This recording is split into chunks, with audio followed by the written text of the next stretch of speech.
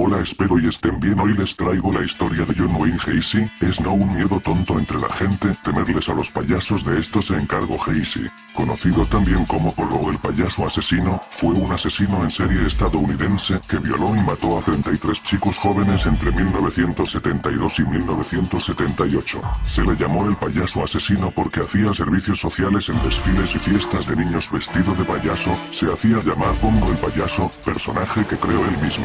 Inspiró a películas como Gacy the Killer, Know It, Tocata Killer y Clown House. John Wayne Gacy nació en Chicago, Illinois, el 17 de marzo de 1942, fue el único varón y el tercero de 3 hijos nacidos. Era de descendencia polaca y danesa. La infancia de Gacy fue de calma y prosperidad, teniendo buenas calificaciones en la escuela, y aunque no era particularmente popular, era apreciado y tenía amistades de los Boy Scouts y de sus primeros compañeros de trabajo. La mayoría de los muchachos de su edad se empleaban desde temprana edad, mismo caso de Gacy, quien después de asistir a clases tenía sus rutas para repartir periódico y también trabajó en una recaudería.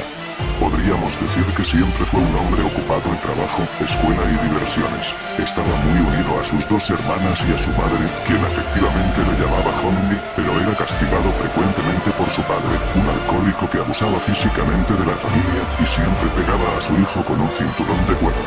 A lo largo de su infancia y adolescencia, Gacy se esforzaba por hacer sentir orgulloso a su padre, pero rara vez su padre le aceptaba. El viejo Gacy le hacía el vacío, a menudo le llamaba marica, estúpido y niño de mamá.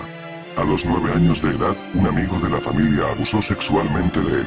Las dificultades no tardaron en ocurrir en la vida del joven Gacy. A los 11 años, jugando con unos palos de juego, sufrió un golpe en la cabeza que le provocó la aparición de un coágulo.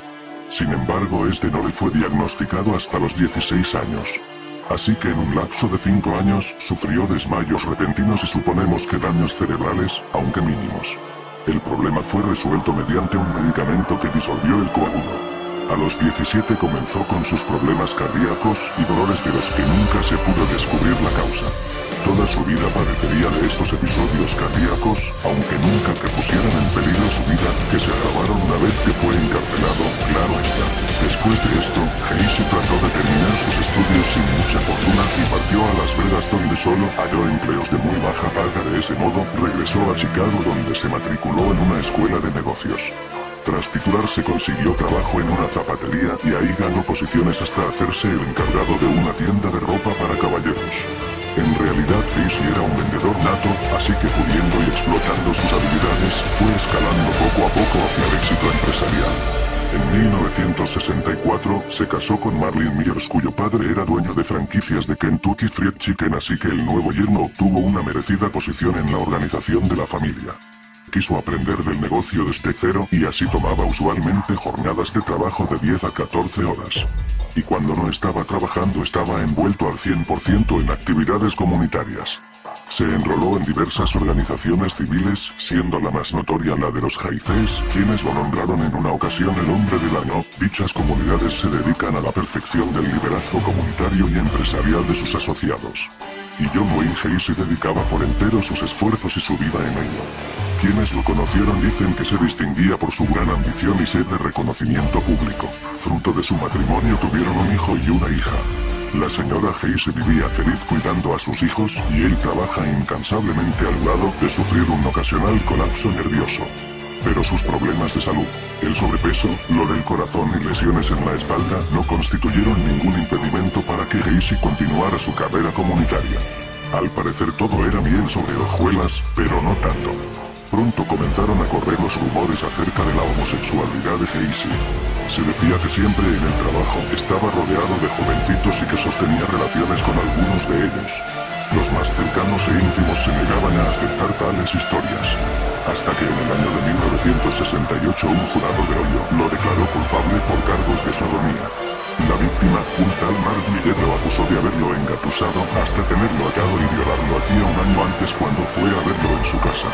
Aquello fue un duro golpe. Por si no bastaban los rumores, aparte Gacy trató de defenderse inventando una historia que no sirvió de nada. Tiempo después contrató a un muchacho para que le diera una paliza a Miller, complicando todo su proceso penal.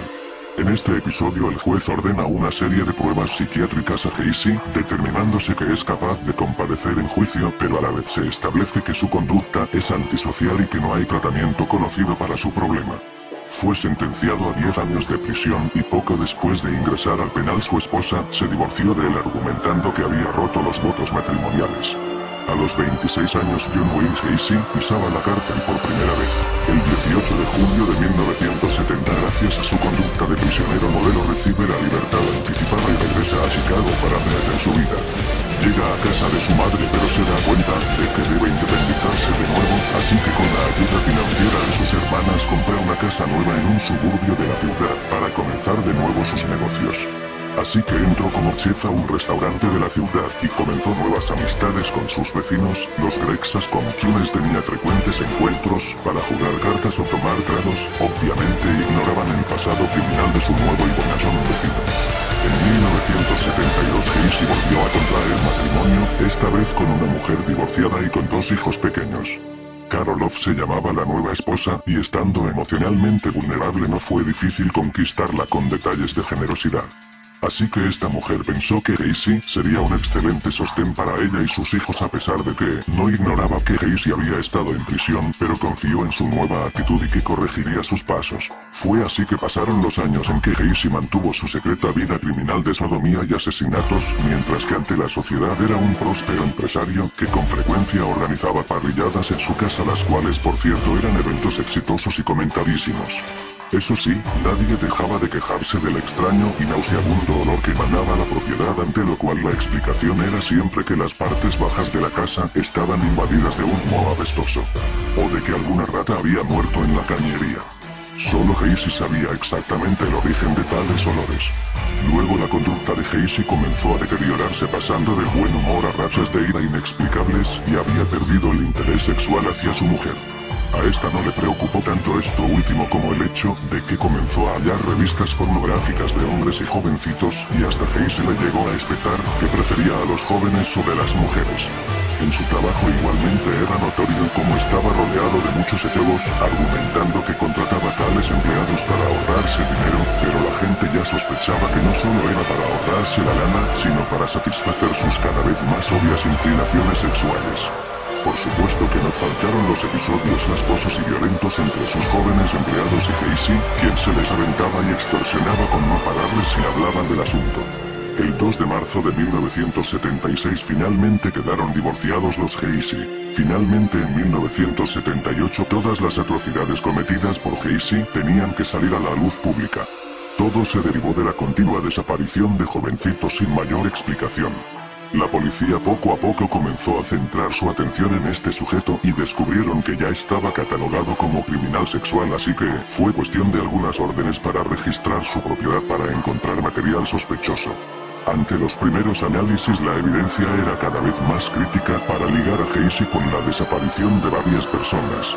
La policía se dio cuenta que tenía un caso grueso entre manos y decidió arrestar a Casey. Aunque no se descubrieron los cuerpos, inmediatamente fue cosa de días para comenzar con la ardua labor de exhumar hasta 29 cuerpos de la propiedad en que vivía. 26 de sus víctimas fueron incineradas en la chimenea de su propia casa, otras 3 en otros lugares de la casa, y otras 4 fueron lanzadas a un río cercano. Casey tuvo que confesar y de hecho indicar a la policía de más cuerpos. El 6 de febrero de 1980 comenzó el juicio de Casey en Chicago. Durante el juicio, él se declaró no culpable, alegando problemas de orden mental. Sin embargo, su testimonio fue rotundamente rechazado, ya que se le realizaron estudios de orden mental, dando resultados negativos, es decir, que no tenía ni padecía de problemas mentales. Su abogado argumentó que John tenía lapsos de locura temporal en el momento de cada asesinato, pero antes y después, recobraba la normalidad para atraer y disponer de las víctimas. En un momento del juicio, la defensa de Casey intentó afirmar que los 33 asesinatos fueron muertes accidentales como parte de una asfixia erótica, pero el forense del condado de Cook demostró con evidencia que estas afirmaciones eran imposibles. Además, Gacy ya había confesado a la policía y era incapaz de suprimir tal evidencia. John Wayne Gacy fue hallado culpable el 13 de marzo y fue sentenciado a la pena de muerte. El juicio fue arduo pero la sentencia fue definitiva y tras varias apelaciones Gacy murió en la penitenciaría de Stateville, Ohio por inyección letal. De hecho, tal procedimiento no estuvo exento de incidentes, siendo el principal que los químicos usados para matarlo se solidificaron y desde entonces el procedimiento ha sido cambiado. Gacy tardó 27 minutos en fallecer y su última sentencia para con un guardia antes de ser ingresado a la cámara fue Yukan Kismages.